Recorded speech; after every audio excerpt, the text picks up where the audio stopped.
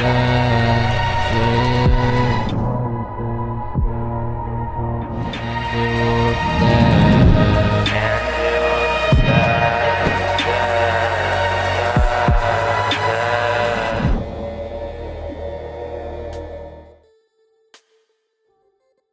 dans ce nouvel épisode de Parlons Tatouage où aujourd'hui on va vous faire part de nos impressions sur une nouvelle machine de tatouage qu'on vient d'acquérir au salon qui est le Pen de Cheyenne. Donc bon, déjà il y a pas mal de blagues pourries à faire là-dessus, on les fera pas dans la vidéo, pas de souci. Et donc sans plus attendre, voici nos impressions sur cette petite machine. Bon, c'est du Cheyenne, donc c'est du lourd, il n'y a pas de grande surprise, mais par contre au niveau de l'utilisation, il y a quelques petites spécificités qui sont vraiment sympas et on va voir ça ensemble. On va commencer par le unboxing. Donc classique, sobre, boîte Cheyenne Black, vraiment le packaging classe quoi. Ouvrons tout de suite cette petite boîte et découvrons ce qu'il y a à l'intérieur. Évidemment, on découvre la machine. Voilà le Graal.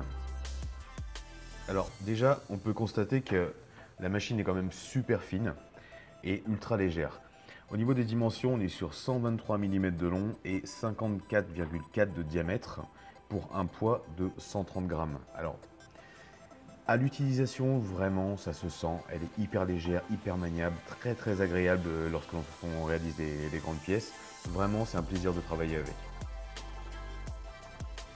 Donc ensuite, nous avons, ça c'est le câble d'alimentation Cheyenne, un câble de jack de 3 mm 5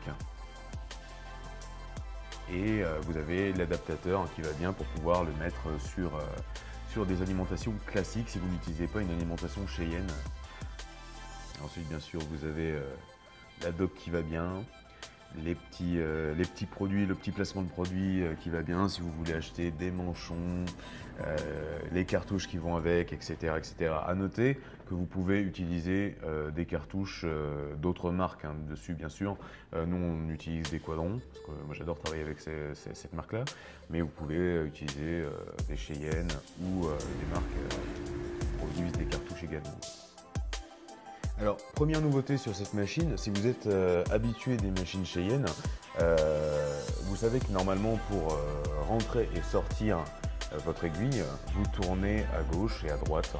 Et sur les précédentes machines, en fait, il y avait un système de cran, c'est-à-dire que à chaque fois que vous tourniez, vous tourniez d'un cran et ainsi de suite. Le petit inconvénient de ce système, c'est que on avait tendance pendant le tatouage à dérégler un peu la machine, c'est-à-dire qu'il y a des crans, selon la position de la machine, un cran pouvait sauter tout seul et à ce moment-là, il fallait s'arrêter et le régler.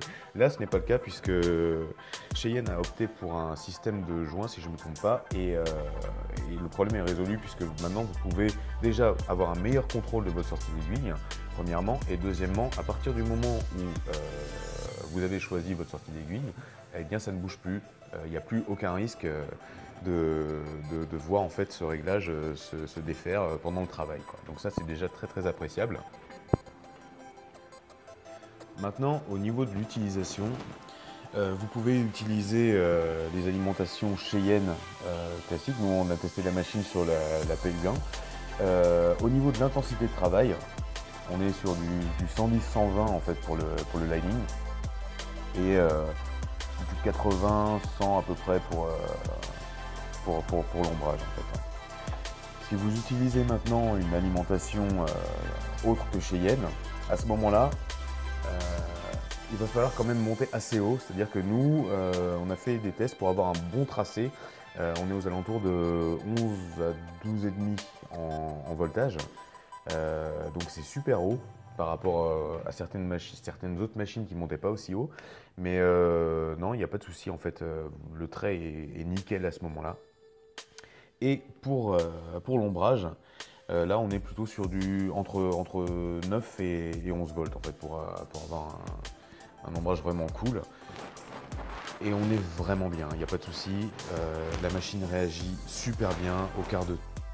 On aurait pu penser que de par ses dimensions vraiment réduites et son poids très léger, elle aurait pu manquer de puissance, mais vraiment ce n'est pas le cas et on en est vraiment satisfait en tout cas.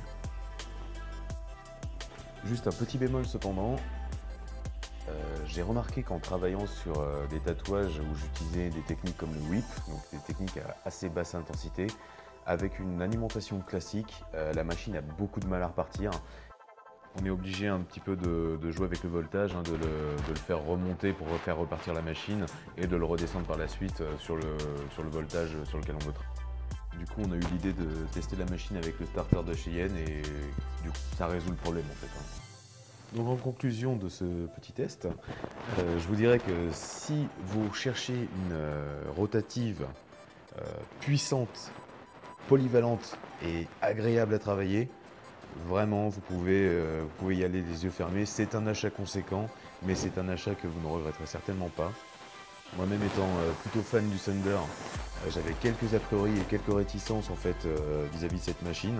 Et en fait il a fallu que notre Thunder tombe en panne pour que je l'achète. Et vraiment je regrette pas l'achat, c'est clair.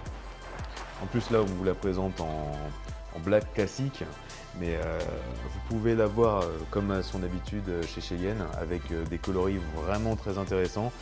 Moi je voulais la version cuivre, en fait elle est en rupture de stock sur le site où on l'a commandé, donc vraiment dommage, mais elle est magnifique. Et en plus vous pouvez aussi y trouver des éditions limitées, donc c'est vraiment une très bonne machine, et il y en a vraiment pour tous les goûts quoi. Voilà les amis, c'est terminé pour cette petite vidéo, ce petit test. On vous en fera d'autres dès que l'occasion se représentera. N'hésitez pas à nous mettre en commentaire ce que vous en avez pensé, ou si vous avez d'autres questions éventuellement, on pourra y répondre. Et sinon, on vous dit à la semaine prochaine dans une nouvelle vidéo de Parlons Tatouage. A bientôt les gars.